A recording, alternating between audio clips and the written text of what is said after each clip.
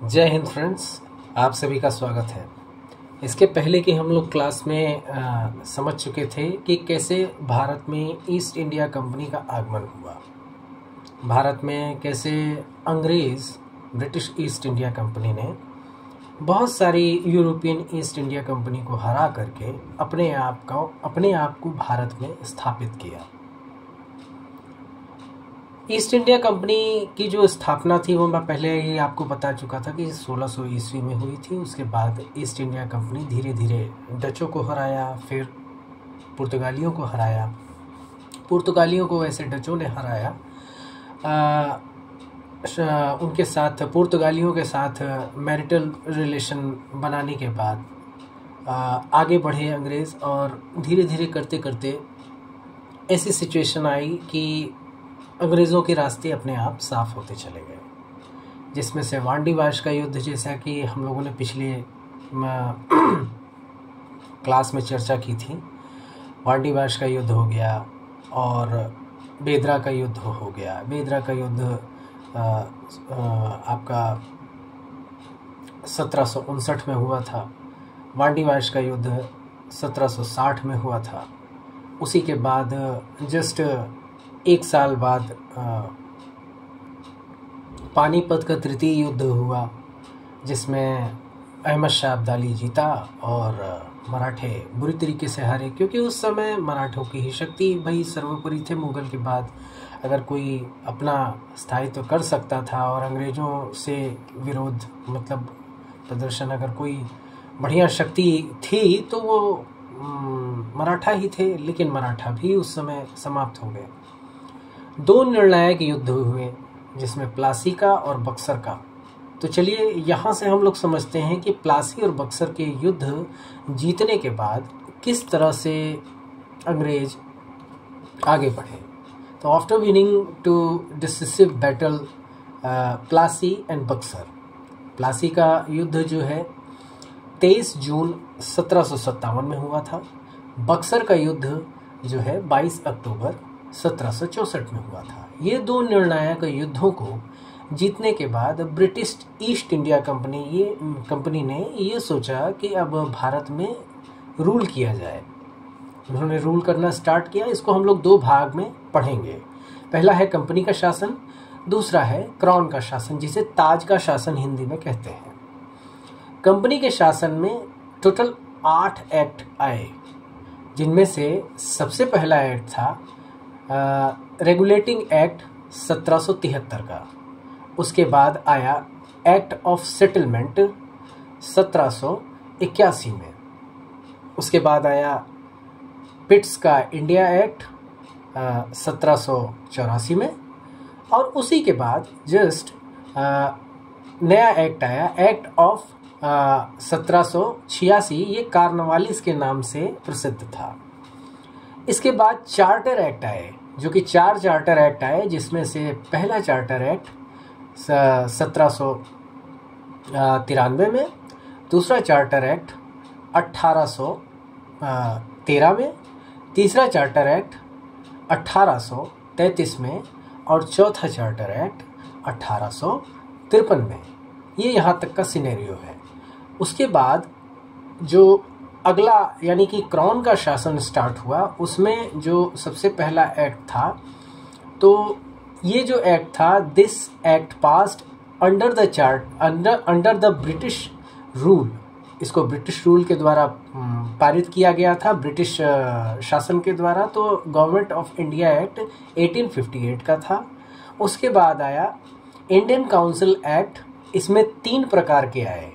तो पहला जो एक्ट था वो 1861 का था, दूसरा एक्ट 1892 का और तीसरा एक्ट 1809 में आया था।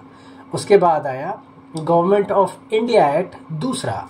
इसमें 2 प्रकार के एक्ट आए थे। एक 1919 का एक्ट आया था और दूसरा 1935 का एक्ट आया था।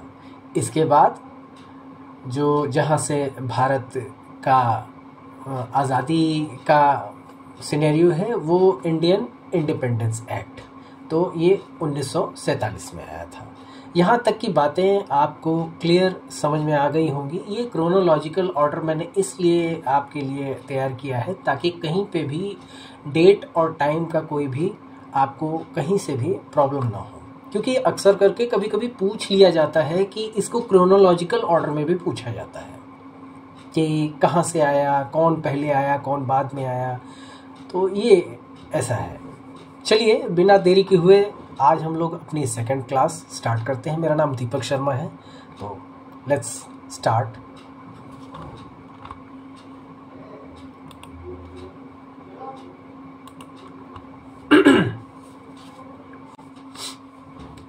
सबसे पहले हम लोग समझते हैं कि रेगुलेटिंग एक्ट भारत में लाया क्यों गया, इसे लाने का कारण क्या था, क्या ऐसी स्थिति आई कि इस एक्ट को लाना पड़ा।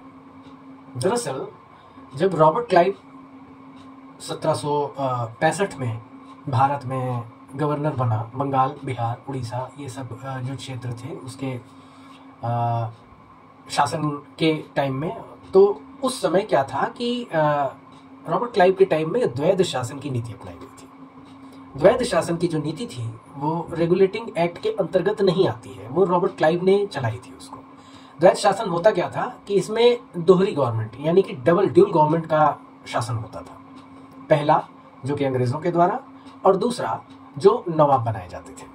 नवाब का काम ये होता था कि वो सामाजिक राजनीतिक न्याय से संबंधित वो सब फैसले सुनाते थे, लेकिन वास्तविक जो शक्ति थी वो अंग्रेजों के पास थी। दूसरी चीज, अंग्रेजों के पास सीधा नियंत्रण राजस्व का था, यानी कि धन से संबंधित जो भी चीजें थी वो अंग्रेजों के पास थी। तो आइए इसको ध्यान से समझते हैं कि 1773 का रेगुलेटिंग एक्ट जो के बारे में जो विस्तार से बताया गया है, यह अधिनियम ब्रिटिश संसद द्वारा पारित एक महत्वपूर्ण कानून था जिसने ईस्ट इंडिया कंपनी के शासन पर पहली बार ब्रिटिश सरकार का सीधा नियंत्रण स्थापित किया।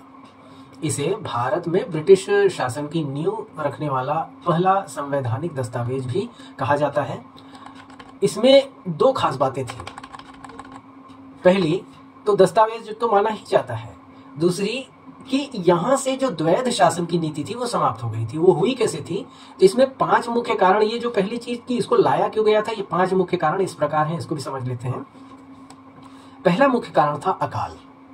1769-70 के समय भीषण अकाल आया जिसमें लाखों लोगों की जान गई। ईस्ट इंडिया कंपनी की लूट और गलत नीतियों के कारण ही ये ऐसा हुआ, इसलिए जिम्मेदार ईस्ट इंडिया कंपनी को माना जाता है। दूसरी बात, कंपनी के वित्तीय यानी कि कंपनी की वित्तीय समस्या, कंपनी अपने कर्मचारियों के भ्रष्टाचार और व्यापार, चूंकि उन्हें मुक्त व्यापार की छूट मिल गई थी, पहले ही हम लोग जान चुके हैं कि अंग्रेज व्यापारियों को और कर्मचारियों को मुक्त व्यापार की छूट मिल चुकी थी, प्लस उन्हें किसी को टैक्स नहीं पे करना पड़ता था, तो किसी को भी कोई पैसा देना नहीं था, वो आराम से व्यापार कर सकते थे।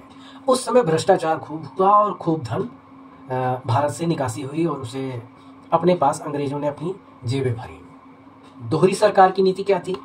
रॉबर्ट क्लाइव के समय में स्थापित दोहरी सरकार की नीति थी, जो बंगाल में नवाब के पास नाम मात्र की सत्ता के नाम से जाना जाता था और कंपनी के पास वास्तविक सत्ता थी। पूरी तरह से विफल हो चुकी थी यह सत्ता और अराजकता भी इसी वजह से फैली। आगे समझते हैं। भ्रष्टाचार। कंपनी के कर्मचारी भारत में व्यापार करके एक रात में करोड़पति बन रहे थे। बुरी तरीके से धन निकासी हो रही थी, बुरी तरह से कमाई हो रही थी। आम जनता के पास खाने के लाले थे, एक मुट्ठी अनाज के लिए लोग तरस रहे थे। यहाँ तक कि पहले ही शासन स्टार्ट होने से पहले ही अंग्रेजों ने अपना काम कर दिया था भारत में, धीरे धीरे खोखला करना शुरू कर दिया था। तब तक तो ठीक था, जब द्वैध नीति अपनाई गई तब भारत का किसान और गरीब होता चला गया। इस कारण उसके पास इतना भी धन नहीं बचा, इतना भी अनाज नहीं बचा कि वो अपने परिवार का भरण पोषण आराम से कर सके, जिसके कारण बहुत सारे लोग मरते चले गए। ठीक, यहाँ तक सारी चीजें हुई। स्थिति इतनी खराब हो चुकी थी कि कंपनी एकदम बर्बाद हो चुकी थी। कंपनी की स्थिति खराब होने का कारण सबसे बड़ा था कर्मचारियों का भ्रष्टाचार। इतना भ्रष्ट हो चुके थे कि उन्होंने अपनी जेबों को भरने के लिए सोचा और कंपनी के बारे में भी नहीं सोचा और आम जनता के भी बारे में नहीं सोचा। इस वजह से जो संसद था वहाँ का, ब्रिटेन का, उसके अंदर भी नाराजगी थी। ब्रिटिश संसद और जनता कंपनी के कुशासन और भ्रष्टाचार से नाराज थी और सरकार से हस्तक्षेप मांग कर रही थी। ये भी कारण था। आइए इसको आगे समझते हैं। रेगुलेटिंग एक्ट की खासियत क्या थी, इसकी मुख्य विशेषता क्या थी? तो पहली मुख्य विशेषता ये थी कि बंगाल के गवर्नर को गवर्नर जनरल का पद दिया गया। बंगाल का जो गवर्नर था उसे गवर्नर जनरल का पद दिया गया। एक चीज और है कि रॉबर्ट क्लाइव ने द्वैध शासन की नीति स्टार्ट की थी, लेकिन वॉरेन हेस्टिंग ने द्वैध शासन की नीति को समाप्त किया था। कब किया था? 1772 में। ठीक, ये खास बात है, ये याद करने वाली बात है, ये एग्जाम में पूछा जाता है। तो बंगाल के गवर्नर को गवर्नर जनरल का पद दिया गया। बंगाल के गवर्नर को अब गवर्नर जनरल ऑफ बंगाल का पद दिया गया था। इसकी सहायता के लिए 4 सदस्यों का एक एग्जीक्यूटिव काउंसिल बनाई गई। इसमें 4 सदस्य भी थे जो एग्जीक्यूटिव काउंसिल थे, जिनमें से एक फिलिप फ्रांसिस थे, दूसरे मानसन थे और तीसरे क्लेवरिंग ऐसे करके थे। ऐसे ही 4 थे, मुझे जहाँ तक याद है ये इस तरीके से थे। गवर्नर जनरल को सामान्य स्थितियों में बहुमत के अनुसार चलना होता था, लेकिन विशेष परिस्थिति में वह अपने विवेक से भी फैसले ले सकता था। वॉरेन हेस्टिंग के गवर्नर जनरल का यही सबसे बड़ा, मतलब वॉरेन हेस्टिंग का सबसे बड़ा रोल यही था। आगे समझते हैं इसको। दूसरा क्या था? मद्रास और बंबई प्रेसिडेंसी, ये 2 अलग प्रेसिडेंसी थी। इन प्रेसिडेंसीज को मद्रास और मद्रास और बंबई की प्रेसिडेंसी को बंगाल की प्रेसिडेंसी में मर्ज कर दिया गया और ये गवर्नर जनरल के अधीन हो गए। यानी कि अब इन दोनों प्रेसिडेंसीज को गवर्नर जनरल को रिपोर्ट करना होता था। आइए आगे समझते हैं। तीसरा, सर्वोच्च न्यायालय की स्थापना हुई थी। 1774 में सर्वोच्च न्यायालय की स्थापना हुई थी। इस अधिनियम के तहत 1774 में कोलकाता में एक सर्वोच्च न्यायालय की स्थापना हुई थी। सुप्रीम कोर्ट ऑफ जुडिकेचर की स्थापना हुई। इसमें एक मुख्य न्यायाधीश और अन्य न्यायाधीश भी होते थे। इसका अधिकार क्षेत्र बंगाल, बिहार और उड़ीसा तक ही सीमित था और यह ब्रिटिश नागरिकों पर मुकदमे चलाते थे। इसके पहले जो जस्टिस हुए थे वो एलिजा एम्बे हुए थे। ये बहुत इंपॉर्टेंट क्वेश्चन है और अक्सर करके ये एग्जामिनेशन में पूछता है कि ब्रिटिश गवर्नमेंट के पहले जज यानी कि न्यायाधीश कौन हुए थे, तो एलिजा एम्बे हुए थे। आगे देखते हैं। तीसरा था कंपनी के निदेशक मंडल यानी कि कोर्ट ऑफ डायरेक्टर का भी गठन हुआ। कोर्ट ऑफ डायरेक्टर क्या था? कंपनी के निदेशक मंडल को अब अपनी भारतीय अफेयर्स यानी कि राजस्व, सैन्य और नागरिक मामलों की रिपोर्ट ब्रिटिश सरकार को देनी अनिवार्य हो गई थी। तो ये जो कोर्ट ऑफ डायरेक्टर बनाया गया था, इसको जो है अन्य प्रेसिडेंसीज भी रिपोर्ट करती थी और इनको अपने क्षेत्र की डिटेल देना इनको अनिवार्य हो चुका था। उनके कार्यकाल को 1 वर्ष के बजाय 4 वर्ष और बढ़ा दिया गया था। इसमें पांचवा जो तथ्य है उसको समझते हैं कि कंपनी के कर्मचारियों पर प्रतिबंध। सबसे बड़ी खास बात यही हुई कि कंपनी के कर्मचारियों पर प्रतिबंध लगाना। कंपनी के कर्मचारी के निजी व्यापार पर प्रतिबंध लगा दिया गया और इन्हें भारतीयों से गिफ्ट लेने मना कर दिया गया कि भाई अब आप गिफ्ट नहीं लेंगे और आपके ऊपर प्रतिबंधित है कि अब आप व्यापार कर सकें। ठीक, यहाँ तक बात हो गई। रेगुलेटिंग एक्ट 1773 के दोष जो थे वो, हालांकि सबसे खास बात ये थी कि गवर्नर जनरल की स्थिति, गवर्नर जनरल अपनी काउंसिल के बहुमत के विरुद्ध कोई भी कार्य नहीं कर सकता था जब तक कि आपात स्थिति ना हो। यानी कि आपात स्थिति यानी कि बहुत बुरी स्थिति, यानी कि लड़ाई झगड़े की स्थिति, युद्ध की स्थिति या कहीं युद्ध हो रहा हो तो शांत कराने के लिए, ऐसी स्थितियों में ही ये फैसले ले सकता था। अन्य जगहों पे गवर्नर हैंडल कर लेते थे। तो इसका फायदा उठा करके काउंसिल के सदस्य जैसे फिलिप फ्रांसिस उसे बहुत परेशान करते थे। दूसरी बात है कि सर्वोच्च न्यायालय की शक्तियों में अस्पष्टता, सर्वोच्च न्यायालय में अस्पष्टता थी। सर्वोच्च न्यायालय के अधिकार क्षेत्र और कानूनों को स्पष्ट रूप से परिभाषित नहीं किया गया था, जिसके कारण भी परेशानी होती थी। जिसके कारण गवर्नर जनरल और जज में अक्सर कहासुनी हो जाती थी, बहस हो जाती थी। नहीं नहीं, आप ये गलत कर रहे हैं, आपको ये नहीं पता, इस क्षेत्र में आप नहीं आते हैं। वो कहता था कि नहीं नहीं, मैं जज हूँ, मुझसे बड़े आप नहीं हैं, कानून से बड़े आप नहीं हैं, पहले आप हमारा कानून बनिए, ऐसा करके। तो अक्सर बहस होती थी। बम्बई और मद्रास पर नियंत्रण की सीमा थी। गवर्नर जनरल का नियंत्रण केवल युद्ध और शांति के ही मामलों में होता था, अन्य मामलों में ये सीमित स्थिति में रहते थे। इस वजह से भी गवर्नर जनरल को बहुत प्रॉब्लम होती थी। महत्व क्या था? महत्व और प्रभाव। यह पहली बार था कि जब कंपनी के प्रशासनिक और राजनीतिक मामलों को मान्यता दी गई। इसके और रेगुलेटिंग एक्ट 1773 का रेगुलेटिंग एक्ट एक केंद्रीकृत प्रशासन की यहीं से नींव पड़ी। भारत में ब्रिटिश संवैधानिक इतिहास की शुरुआत यहीं से होती है। इसके दोषों को दूर करने के बाद 1784 का पिट्स इंडिया एक्ट आया। 1773 का रेगुलेटिंग एक्ट भारत में ब्रिटिश शासन के इतिहास में एक मील का पत्थर साबित हुआ, क्योंकि शुरुआत यहीं से हुई। कानून की मील का पत्थर साबित हुआ। इसने ईस्ट इंडिया कंपनी और अनियंत्रित शक्ति पर अंकुश लगाने और एक ढांचागत प्रशासनिक व्यवस्था शुरू करने का प्रयास किया। भले ही वो पूर्णतः नहीं हो पाया, लेकिन इसको करने का प्रयास किया गया। इसको ठीक करने के लिए अगला एक्ट 1781 का एक्ट ऑफ सेटलमेंट के नाम से आया। इस अधिनियम की प्रमुख विशेषता ये थी कि सर्वोच्च न्यायालय की स्पष्टता के अधिकार क्षेत्र, पहली चीज कि कैसे स्पष्ट किया जाए कि सर्वोच्च न्यायालय की क्या शक्ति है।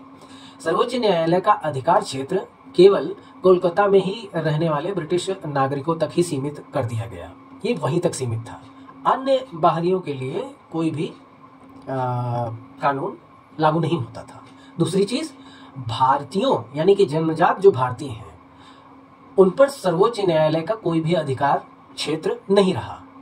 उन पर मुकदमे करने और अपने कानूनों और न्यायालयों के तहत ही चलाया जा सकता था। अब भारतीयों पर जो मुकदमा होता वो उनके तरीके से होता। तीसरी बात इसमें यह है कि सरकारी कर्मचारी यानी कि कंपनी के सर्वेंट जो होते थे, उनको उनके सरकारी कार्यों के लिए सर्वोच्च न्यायालय के अधिकार क्षेत्र से छूट दे दी गई थी। अब उन पर केवल गवर्नर जनरल की काउंसिल के समक्ष ही मुकदमा चलाया जा सकता था। मतलब अब सुप्रीम कोर्ट का कोई वो नहीं था कि इनके कर्मचारियों पर मुकदमा चले। अब मुकदमा काउंसिल के सदस्यों के सामने ही हो सकता था। आगे देखते हैं। दूसरी खास बात यह है कि कंपनी के कर्मचारियों की कानूनी सुरक्षा।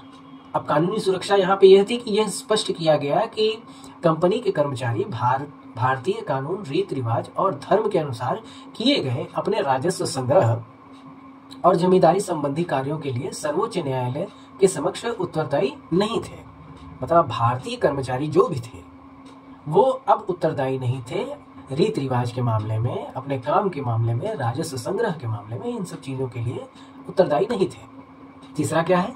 तीसरा है गवर्नर जनरल और काउंसिल की शक्तियों का विस्तार। ये बहुत इंपॉर्टेंट था। गवर्नर जनरल और काउंसिल को अब सर्वोच्च न्यायालय के अधिकार क्षेत्र से छूट प्रदान कर दी गई थी। उनके अधिकार कार्यों के लिए उन पर केवल ब्रिटेन की संसद में ही मुकदमा चलाया जा सकता था। ये बहुत खास बात हुई। गवर्नर जनरल इन काउंसिल यानी कि कार्यालयी परिषद को अपीलीय न्यायालय का दर्जा दे दिया गया। सिविल मामलों में सर्वोच्च न्यायालय के फैसलों के खिलाफ भारत अपील की जा सकती। मतलब भारत में सिविल मामलों में सर्वोच्च न्यायालय के फैसले के खिलाफ यहाँ अपील की जा सकती थी सिविल मामलों में, लेकिन अन्य मामलों में नहीं की जा सकती थी। वो फैसला वही होता, मतलब उनके अधिकारियों के लिए। नेक्स्ट देखते हैं इसमें कि सरकारी कर्मचारियों के लिए धार्मिक स्वतंत्रता।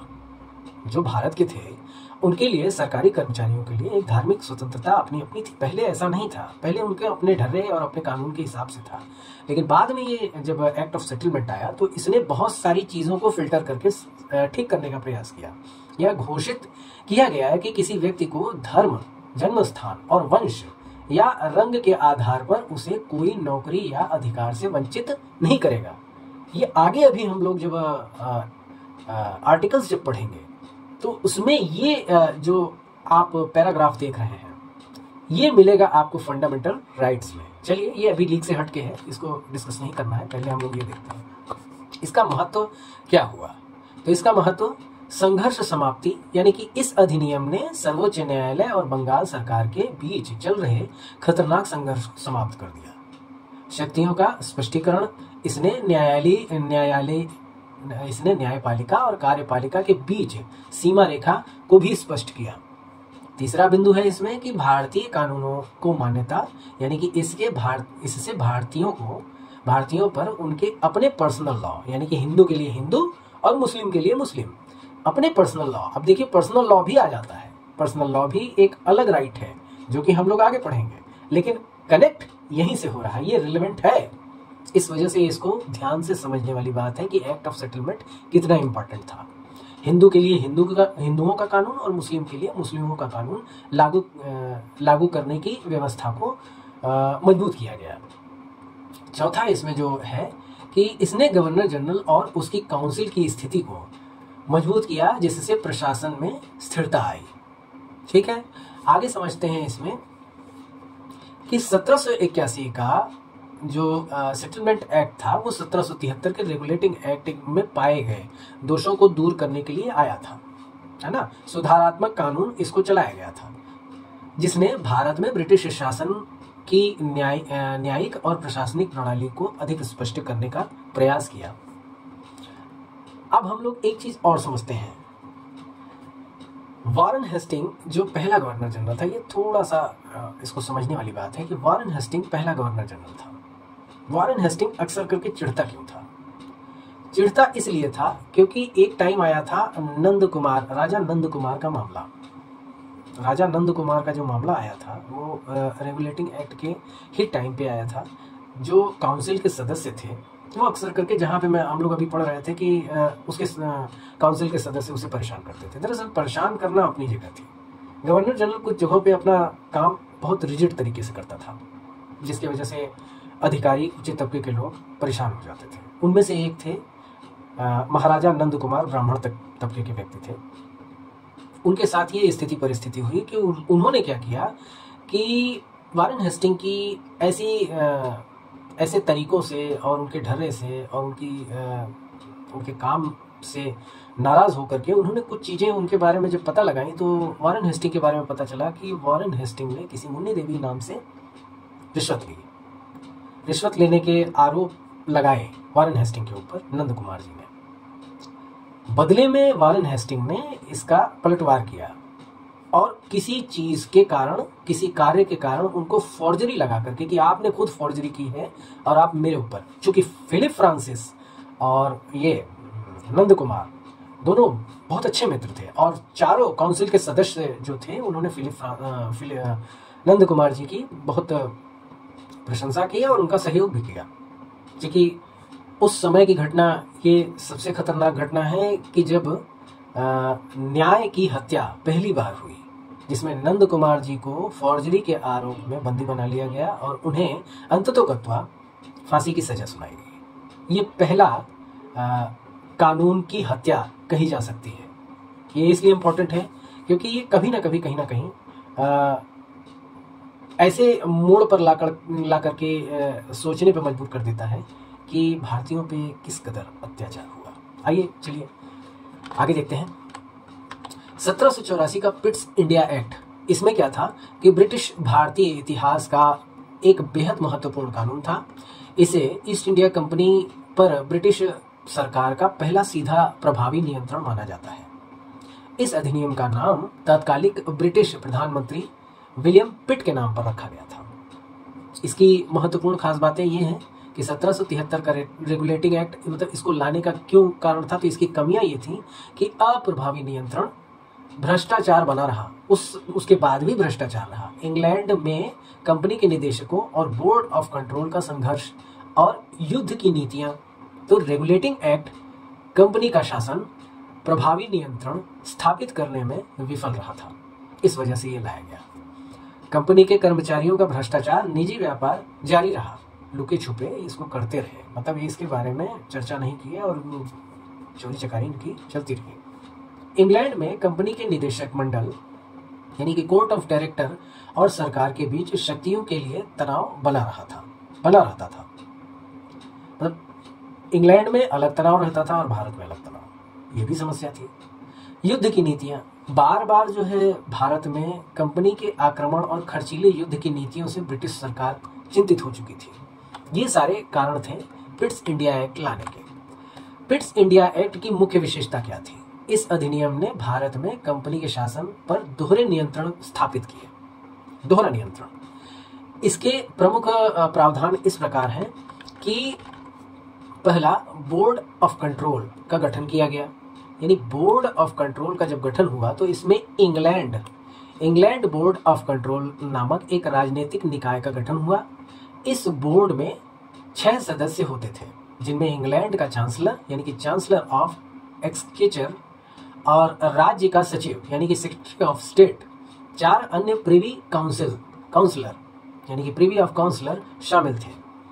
तीसरा, इसमें मुख्य तथ्य यह है कि इस बोर्ड में भारत में कंपनी के सभी नागरिक, सैन्य और राजस्व मामले पर पूर्ण नियंत्रण और निर्देश देने का अधिकार दिया गया था। ठीक है, यहां तक बात क्लियर हो गई। दूसरा तथ्य क्या है कि कोर्ट ऑफ डायरेक्टर की भूमिका क्या थी? कंपनी के निदेशक मंडल यानी कोर्ट ऑफ डायरेक्टर को बनाए रखा गया, लेकिन उसकी शक्तियां सीमित कर दी गई। ठीक है, अब वह व्यापारिक और वाणिज्यिक मामलों का प्रबंधन करेगा। मतलब कोर्ट ऑफ डायरेक्टर जो है व्यापारिक और वाणिज्यिक मामलों का प्रबंधन करेगा। तीसरा, इसमें क्या है, निदेशक मंडल के पास भारत में उच्च पदाधिकारियों यानी जैसे गवर्नर जनरल, गवर्नर आदि की नियुक्ति का अधिकार तो रहा, लेकिन बोर्ड ऑफ कंट्रोल के पास उन नियुक्तियों को मंजूरी देने या रद्द करने का अधिकार था। ठीक, ये क्लियर हो गया। अब तीसरा क्या है, भारत में प्रशासनिक व्यवस्था, गवर्नर जनरल की शक्ति में वृद्धि हो गई इस एक्ट के द्वारा। किसमें? भारत में प्रशासनिक व्यवस्था और गवर्नर जनरल की शक्तियों में वृद्धि हुई। क्या वृद्धि हुई? गवर्नर जनरल की परिषद के सदस्यों की संख्या 3 कर दी गई। दूसरा, गवर्नर जनरल को मद्रास और मुंबई की प्रेसिडेंसी पूर्ण सैन्य और राजनीतिक नियंत्रण दिया गया। अब अन्य प्रेसिडेंसी, युद्ध और शांति जैसे मामलों में गवर्नर जनरल की आज्ञा के बिना कोई भी कदम नहीं उठा सकते थे। भारत में गवर्नर जनरल की कार्यकारिणी परिषद को गवर्नर जनरल इन काउंसिल कहा जाने लगा। यहां तक बात क्लियर हो गई। 1784 का जो पिट्स इंडिया एक्ट था वो मील का पत्थर साबित हुआ। इसका कारण ये था कि इसने भारत में कंपनी के शासन को अनियंत्रित और व्यापारिक उद्यम से एक संसदीय नियंत्रण वाली राजनीतिक इकाई में बदल दिया। पहले अंग्रेज आए थे यहाँ पे व्यापार करने, फिर जब इन्होंने अपना राज करने की नीति अपनाई तो लूट खसोट के मामले में खाली धन जेबों में भरना शुरू किए। लेकिन इस नीति के तहत यहाँ से बदलने का प्रयास किया गया। मतलब संसदीय नियंत्रण और राजनीतिक इकाई में बदलने का प्रयास किया गया। बदला नहीं गया, किया गया। यह भारत में ब्रिटिश राज की दिशा में एक निर्णायक कदम साबित हुआ। आगे देखते हैं। 1786 में जब कॉर्नवालिस को भारत का गवर्नर जनरल नियुक्त किया गया तो उन्होंने इस पद को स्वीकार करने से पहले 2 मुख्य शर्तें रखी। पहली इनकी शर्त थी कि शक्ति की मांग, और दूसरी शर्त थी कि इन्हें वीटो शक्ति की मांग, मतलब वीटो पावर चाहिए। वीटो पावर इस समय किसके पास है भारत में? कमेंट करके जरूर बताइएगा। उन्होंने तो पहला वाला समझते हैं कि उन्होंने मांग की कि उन्हें अपनी काउंसिल के फैसले के विरुद्ध भी सेना की कमान संभालने और सैन्य अभियान चलाने का अधिकार दिया जाए। दूसरा है, उन्होंने यह भी मांग की कि उन्हें विशेष परिस्थितियों में अपनी कार्यकारिणी परिषद के फैसले को रद्द यानी कि वीटो लगाए, मतलब किसी भी चीज को रोकने और वहीं पे यथास्थिति एट वंस उसी स्थिति में रोक देने की जो शक्ति होती थी वो एक तरह से वीटो करने का अधिकार दिया जाए। तब तो इन्हें गवर्नर जनरल बनना मंजूर था। ये दोनों बातें ब्रिटेन की सरकार ने मान ली। इन दोनों शर्तों को मान लिया और लॉर्ड कॉर्नवालिस भारत में गवर्नर जनरल बन के आए। अब गवर्नर जनरल को विशेष वीटो शक्ति क्या थी? इस अधिनियम ने गवर्नर जनरल को यह अधिकार दिया कि वह विशेष मामलों में अपनी कार्यकारिणी परिषद के बहुमत के निर्णय को रद्द कर सकता था। दूसरा है कि ऐसा करने पर उसे बोर्ड ऑफ कंट्रोल को लिखित कारण देना होगा कि उसने ऐसा क्यों किया। सेम वही चीज जैसे कि इस समय भारत में राष्ट्रपति के पास शक्ति है। तीसरी बात, इससे गवर्नर जनरल की स्थिति मजबूत हुई और प्रशासनिक गतिरोध यानी कि जैसे वारन हेस्टिंग के समय हुआ करता था की संभावना कम हो गई। आगे समझते हैं। दूसरा टॉपिक है इसमें कि गवर्नर जनरल को सैन्य शक्ति। अब सैन्य शक्ति इनकी क्या थी कि अब गवर्नर जनरल को जो कि सेना का कमांडर इन चीफ भी होता था, अपनी काउंसिल की सहमति के बिना सैन्य अभियानों में कमान संभाल सकता था। दूसरा है कि इससे सैन्य निर्णय लेने की प्रक्रिया तेज हुई और युद्ध के समय एक स्पष्ट कमान की स्थापना हुई। तीसरा है इसमें गवर्नर जनरल और कमांडर इन चीफ का पद एकीकरण। गवर्नर जनरल और कमांडर इन चीफ इन दोनों को एक कर दिया गया। इस अधिनियम ने औपचारिक रूप से गवर्नर जनरल और सेना के कमांडर इन चीफ के पद को एक ही व्यक्ति को समेकित कर दिया, एक ही व्यक्ति को दे दिया। पहले ये अलग था, बाद में इसे दिया गया। लॉर्ड कॉर्नवालिस पहले गवर्नर जनरल थे, ये बहुत इंपॉर्टेंट है। लॉर्ड कॉर्नवालिस पहले गवर्नर जनरल थे जिन्होंने इस एकीकृत भूमिका को संभाला, मतलब इन्होंने इस एकीकृत भूमिका को पहली बार संभाला। आगे समझते हैं। 1786 का अधिनियम भारत में ब्रिटिश शासन के इतिहास में एक संशोधन की तरह लग सकता था, लेकिन इसने गवर्नर जनरल के पद की प्रकृति को बदल कर रख दिया। इसने एक शक्ति यानी कि एकल नेतृत्व वाली कार्यकारिणी की नींव रखी, जिसने भारत में ब्रिटिश शासन को और अधिक केंद्रीकृत और प्रभावी बना दिया। इसके बाद आता है चार्टर एक्ट। चार्टर एक्ट 4 आए, जैसे कि हम लोग पहले बात कर चुके हैं। 1793, फिर 1713, फिर 1733, 1753, 1793, 1813, 1833 और 1853 इतने तरह के चार्टर एक्ट आए, जिसमें से ईस्ट इंडिया कंपनी का जो पहला 1793 का चार्टर एक्ट था, इसमें ईस्ट इंडिया कंपनी के अधिकार पत्र यानी कि नवीनीकृत करने वाला एक महत्वपूर्ण अधिकार था। इसे ईस्ट इंडिया कंपनी एक्ट 1793 भी कहा जाता है। यह एक्ट मुख्य रूप से सांविधिक नवीनीकरण था, जिसने कंपनी के शासन और व्यापारिक अधिकारों को 20 वर्षों के लिए इंक्रीज कर दिया, बढ़ा दिया, मतलब बनाए रखा। चार्टर एक्ट 1793 का प्रमुख प्रावधान क्या था? प्रावधान व्यापारिक अधिकार का नवीनीकरण। ईस्ट इंडिया कंपनी को भारत के साथ व्यापार का एकाधिकार अगले 20 वर्षों यानी कि 1813 तक के लिए जारी रखने की अनुमति दे दी गई थी। चीन के साथ चाय का व्यापार, ये इंपॉर्टेंट है, चीन के साथ चाय का व्यापार पर कंपनी का अधिकार बरकरार रहा। 1793 का जो चार्टर एक्ट था उसमें ये तो किया गया कि 20 वर्षों के लिए जारी रखने की तो बात की गई कि व्यापार होगा, लेकिन चीन के साथ चाय का व्यापार कंपनी का एकाधिकार अभी भी इसमें बरकरार रहा, यहाँ से कोई चेंज नहीं हुआ। आगे हम लोग समझते हैं कि गवर्नर जनरल की शक्तियों में विस्तार हुआ। क्या हुआ? गवर्नर जनरल लॉर्ड कॉर्नवालिस उस समय के जो गवर्नर जनरल थे, उनकी शक्तियों में और मजबूती आई। उसे अपनी एग्जीक्यूटिव काउंसिल के निर्णयों को रद्द करना यानी कि वीटो करना का अधिकार हुआ। इससे उसकी स्थिति और प्रभावशाली हो गई। वीटो की पावर्स मिलने के बाद गवर्नर जनरल की स्थिति प्रभावशाली हो गई। तीसरा इसमें है कंपनी के राजस्व और वित्त पर नियंत्रण।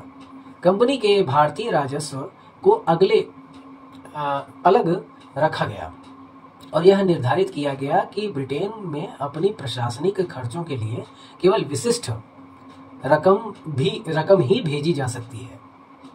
कंपनी को अपने लाभांश यानी कि डिवाइडेड मतलब 10% तक बढ़ाने की अनुमति दे दी गई थी। आगे समझते हैं। चौथा टॉपिक है इसमें न्यायिक व्यवस्था में स्पष्टता। न्यायिक व्यवस्था में स्पष्टता आई। सर्वोच्च न्यायालय ने सुप्रीम कोर्ट के अधिकार क्षेत्र को और स्पष्ट किया गया। यह घोषित किया गया कि सरकारी कर्मचारी और अधिकारी कर्तव्य यानी कि ऑफिशियल ड्यूटीज के निर्वहन के दौरान सर्वोच्च न्यायालय के अधिकार क्षेत्र से मुक्त होंगे। सर्वोच्च न्यायालय इसमें आप कुछ नहीं, मतलब इससे अलग होंगे। उन पर केवल सर्वोच्च न्यायालय के समक्ष मुकदमा चलाया जा सकता था यदि वे अपने निजी कार्यों के लिए जिम्मेदार होते, अन्य कार्यों के लिए नहीं। 5वां टॉपिक है इसमें कि कर्मचारियों के लिए विशेषाधिकार। कंपनी के अधिकारियों को निजी व्यापार प्राइवेट वर्क करने की अनुमति दी गई, लेकिन केवल भारत और ब्रिटेन के बीच जहाजों द्वारा ही। मतलब अब वैसे व्यापार नहीं हो सकते थे, अब जहाज के थ्रू जो व्यापार हो सकते थे वही होते। ट्रांसपोर्टेशन से रिलेटेड क्या क्या हो सकता था, समुद्री व्यापार। कंपनी के अधिकारियों को सिविल और सैन्य पद पर साथ रखने की अनुमति दी गई, जिसे राजस्व और न्यायिक कार्य भी कहा जाता है। आगे देखते हैं महत्व और प्रभाव, इसका सिग्निफिकेंस इम्पैक्ट क्या था। तो इसने जो है भारत में कंपनी के शासन को अगले 20 वर्षों के लिए स्थिरता प्रदान की। गवर्नर जनरल की शक्ति, इसने गवर्नर जनरल की स्थिति और अधिक मजबूत किया, जिससे लॉर्ड कॉर्नवालिस जैसे गवर्नर जनरलों के लिए बड़े सुधार, जैसे स्थायी बंदोबस्त लॉर्ड कॉर्नवालिस के द्वारा ही लाया गया।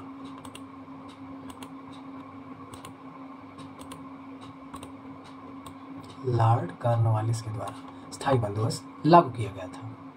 1793 का charter act east India company के शासन को मजबूत करने और उसे जारी रखने वाला एक्ट था, जिसमें गवर्नर जनरल की शक्तियों को बढ़ाया गया और प्रशासनिक ढांचे में कुछ स्पष्टता लाई गई।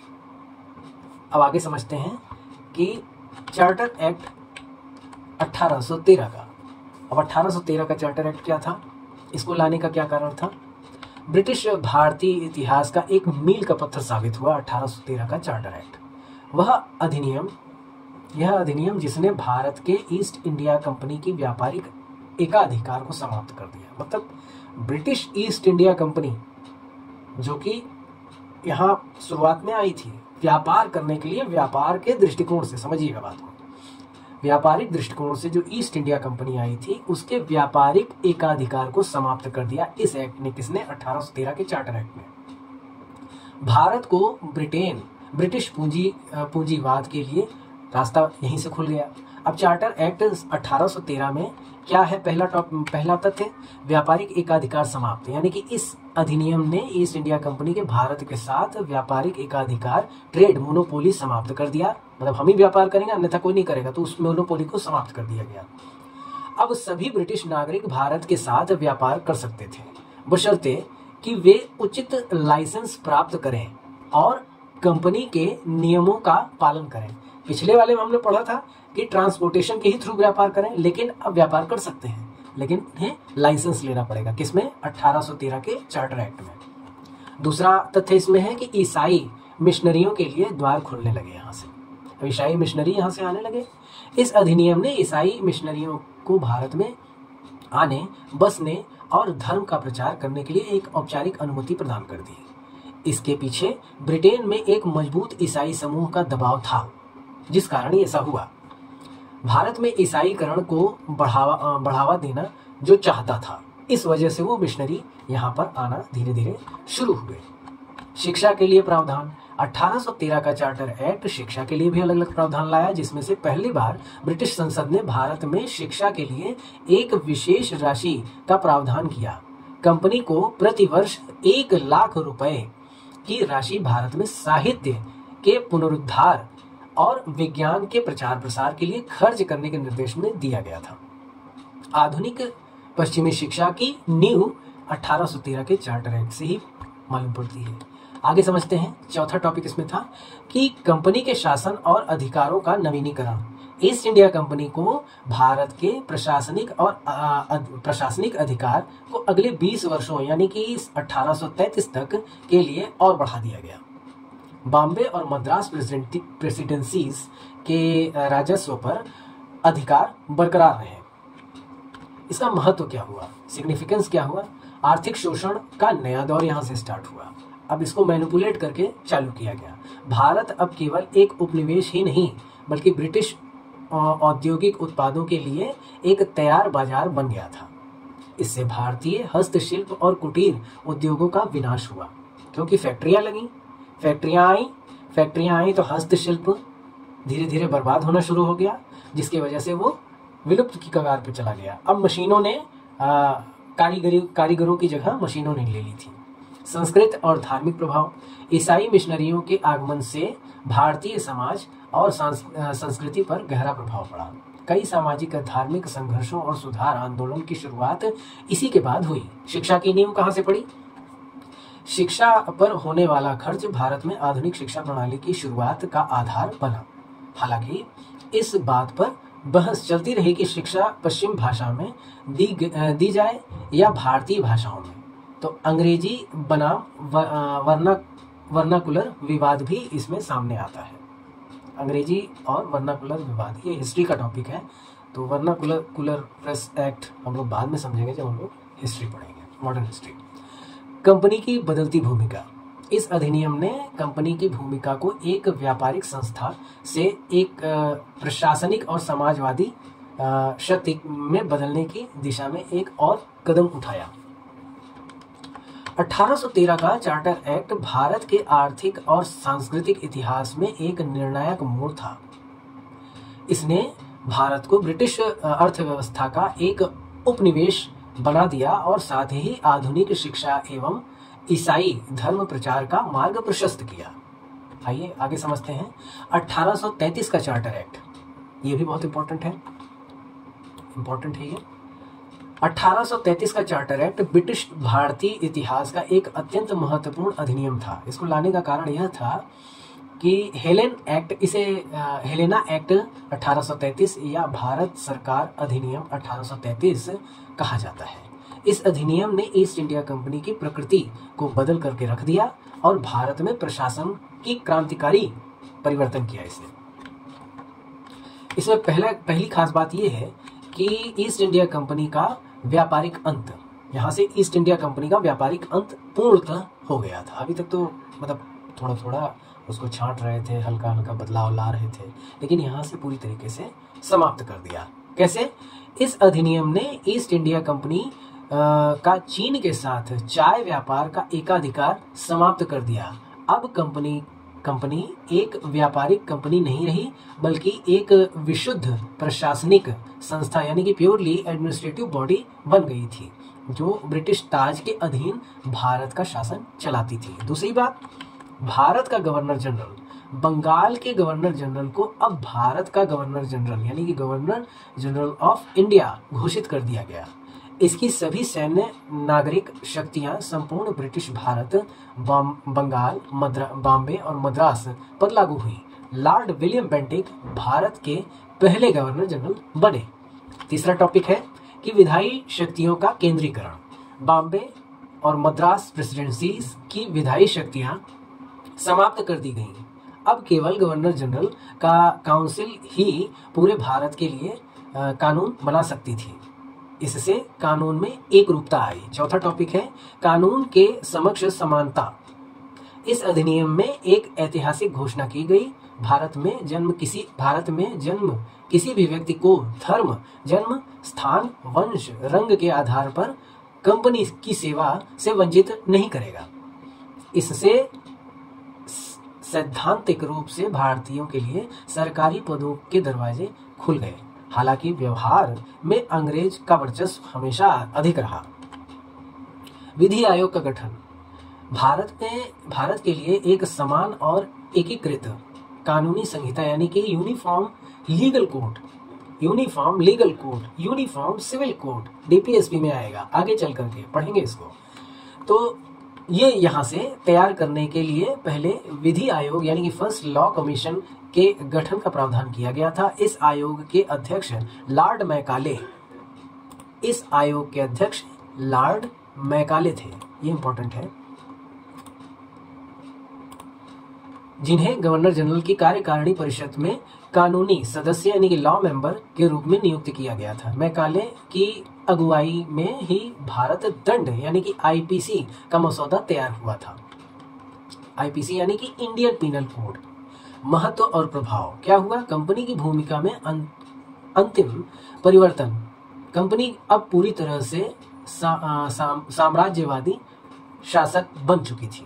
केंद्रीकृत की शुरुआत कहाँ से हुई थी? तो इसने भारत में एक केंद्रीकृत प्रशासनिक ढांचे की नींव रखी। आधुनिक कानूनी व्यवस्था की आधारशिला विधि आयोग के गठन ने भारत की आधुनिक कानूनी प्रणाली यानी कि आईपीसी और सीआरपीसी का मार्ग प्रशस्त किया। किसने किया?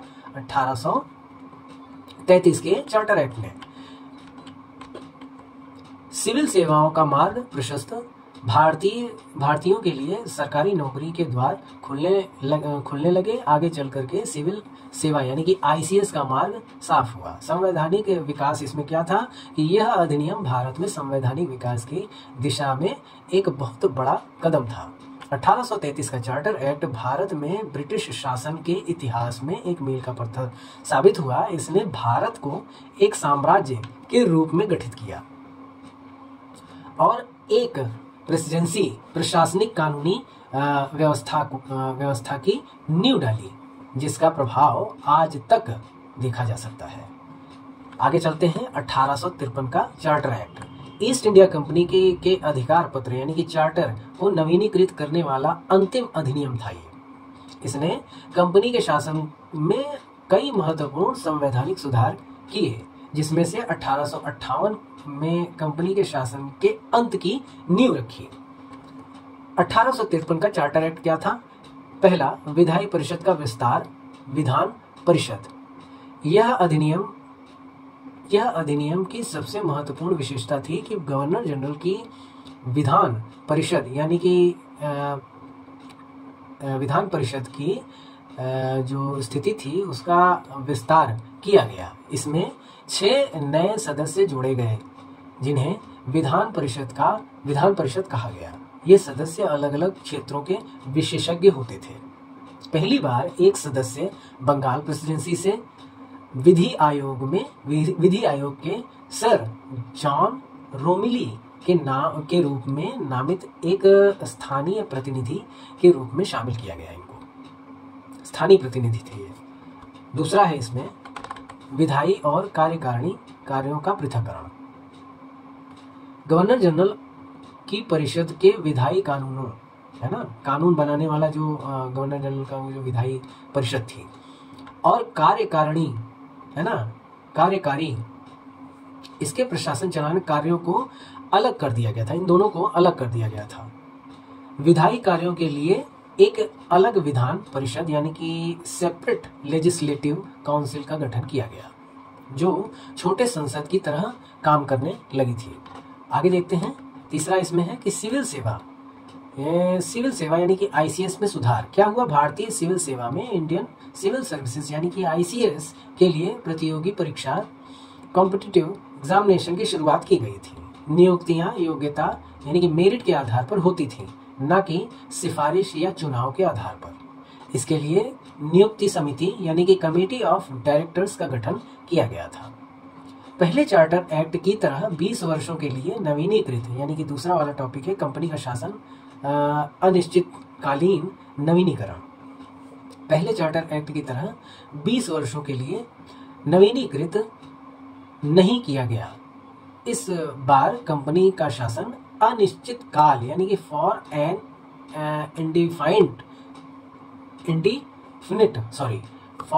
इंडेफिनिट पीरियड के लिए बढ़ा दिया गया। इसका मतलब यह था कि ब्रिटिश संसद इसे अभी भी समाप्त कर सकती थी। आगे देखते हैं। 5वां बिंदु क्या कहता है कि बोर्ड ऑफ कंट्रोल की शक्ति में वृद्धि की गई थी। क्या वृद्धि की गई थी? बोर्ड ऑफ कंट्रोल के अध्यक्ष को भारत में कंपनी के सभी नागरिक और सैन्य अधिकारियों पर पूर्ण नियंत्रण और निर्देश देने का अधिकार हो गया था। ठीक है, 5वां टॉपिक यहाँ पे हो गया। अब इसका महत्व क्या था? सिग्निफिकेंस। संवैधानिक शुरुआत।